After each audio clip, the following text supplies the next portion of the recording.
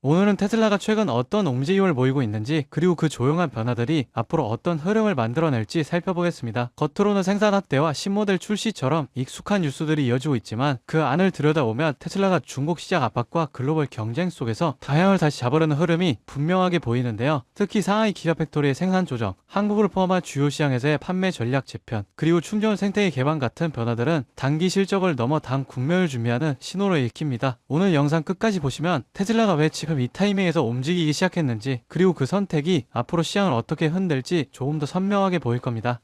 최근 테슬라는 상하이 기아 팩토리를 풀 가동에 돌입시키며 4분기 공급 속도를 높이고 있습니다. 겉으로는 판매 확대를 위한 전형적인 증산처럼 보이지만 이 시점이 중요한 이유는 따로 있는데, 3분기에 다시 9만 7천 대라는 역대급 인도량을 만들어낸 뒤 테슬라는 이 실적을 기반으로 아시아 태평양 지역과 유럽으로 공급 우선순위를 재편하기 시작했습니다. 이건 중국 시장에서 경쟁 압박을 받는 상황에 글로벌 시장으로 시선을 다시 돌린 전략적 선택으로 해석되는데요. 특히 올해 10월 공개한 모델 3, 모델 Y 스탠다드 버전은 가격을 낮추고 차량을 정리해 신흥 시장을 정면으로 겨냥한 조치였죠. 기가 상하이가 드디어 500만 번째 배터리팩 생산을 기록했어요. 이 숫자는 상하이가 테슬라 핵심 기반이라는 상징이기도 합니다. 배터리팩 설계와 조립은 테슬라가 직접 하지만 셀 공급은 CATL과 LG 에너지 솔루션이 맡고 있습니다. 이 구조 덕분에 테슬라는 중국 내 부품망을 단단히 묶어두면서도 한국 기업의 기술력까지 흡수하는 형태를 만들었죠. 그러나 여기에 또 하나의 배경이 있습니다. 10월 중국 내 판매가 큰 폭으로 줄면서 테슬라는 생산된 차량 대부분을 해외로 내보내는 전략으로 전환했습니다. 즉 중국 내 수요 둔화를 글로벌 공급망 확대라는 방식으로 저항한 거죠. 흥미로운 건 10월 상하이발 수출량이 3만 5천 대를 돌파해 2년 만에 최고치를 찍었다는 점이죠. 이 가운데 모델 Y 수출은 214%가 증가했는데요. 국내 소비자들이 중국산 모델 Y를 선호하는 이유는 명확합니다. 미국산 모델 대비 가격 차이가 2천만 원 이상 나기 때문이죠. 하지만 이 수출 증가는 단기 판매 증가를 넘어 두 개의 시장에서 테슬라가 새로운 흐름을 만들어내고 있다는 신호로 볼 수 있습니다.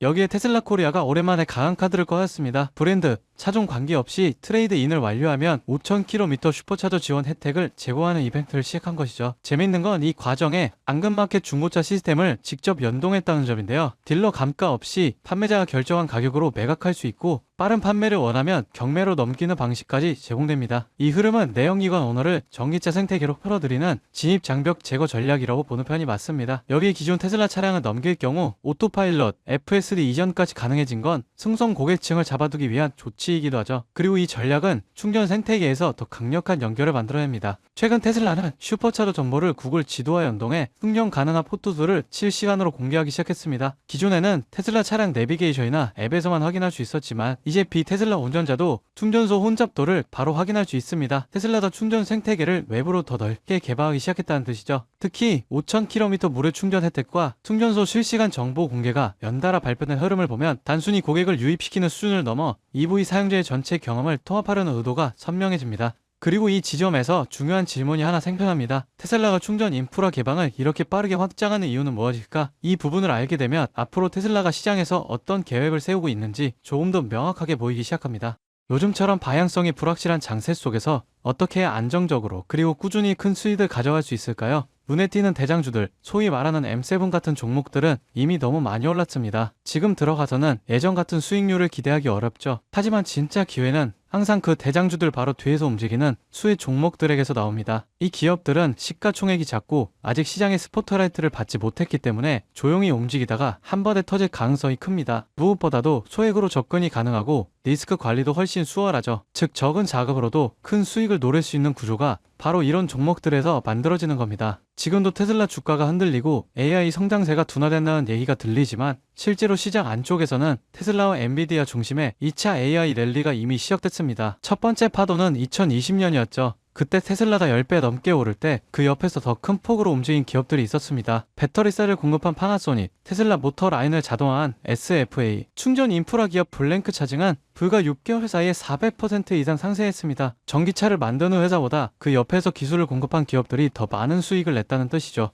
그리고 지금 그 흐름이 다시 한번 AI 산업 전체로 확장되고 있습니다. 엔비디아가 GPU 하나로 끝나지 않았죠. 데이터 센터, 로봇, 자율주행 칩, 엣지 AI까지 완전히 새로운 생태계를 만들고 있습니다. 그 덕분에 엔비디아의 공급망에 있던 TSMC, ASML, 슈퍼마이크로 컴퓨터 같은 기업들은 지난 1년 동안 각각 70%, 85%, 580% 이상 급등했습니다. 특히 슈퍼 마이크로 컴퓨터는 엔비디아의 H100 GPU 서버를 조립하는 기업으로 불과 2년 전 주가 40달러대였던 게 지금은 600달러를 돌파했죠. 즉 진짜 기회는 이미 그 옆에서 만들어주고 있다는 거예요. AI 두뇌를 만드는 건 엔비디아, 그 두뇌를 실제로 움직이는 건 테슬라, 그리고 그 사이를 채우는 수많은 서포트 기업들이 더 높은 수익률을 기록했던 건 실제 수치로도 입증됐습니다. 그래서 저는 바로 그 종목들을 지금 이 자리에서 우리 구독자분들께만 공개하려고 합니다. 그리고 오늘 제 영상을 끝까지 봐주신 구독자분들을 위해 제가 직접 정리한 PDF 자료를 무료로 공유해드리려고 하는데요. 여기에는 제가 실제로 투자하면서 도움이 됐던 리서치, 그리고 각종 프로젝트 분석, 차트 보는 방법까지 다 담아뒀습니다.